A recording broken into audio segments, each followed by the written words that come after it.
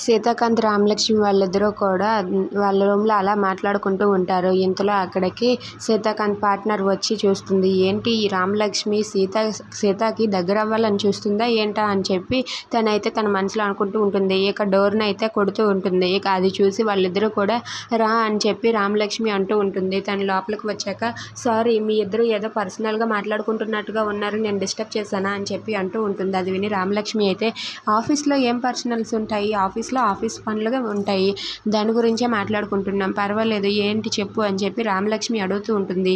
అది విని సీతాకాంత్ పార్ట్నర్ ఇలా అంటూ ఉంటుంది. ఇప్పుడు సీత నేను ఇద్దరం పార్ట్నర్స్ కదా, మన రెండు కంపెనీలు కలిసే ఉన్నాయి అని చెప్పి మనం పబ్లిక్కి తెలిసేలా చేయాలి.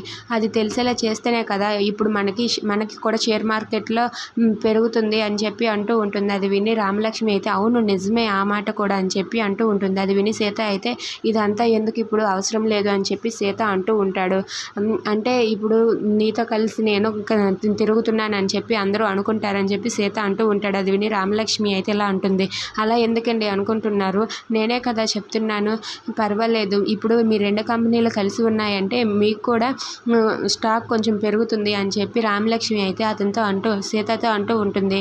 అది విని తన పార్ట్నర్ కూడా అవును నాకు కావాల్సింది కూడా అదే, సీత నేను ఇద్దరం కలిసి ఉండేటట్లుగా చెయ్యే, ఏదో ఒకటి చేసి సీతని నేను నా సొంతం చేసుకుంటానని చెప్పి తన పార్ట్నర్ అనుకుంటూ ఉంటుంది. ఇక సీత అయితే ఆలోచిస్తూ ఉంటాడు. ఇక రామలక్ష్మి మాటని సీత కాదనగలడా? If you like this video please subscribe.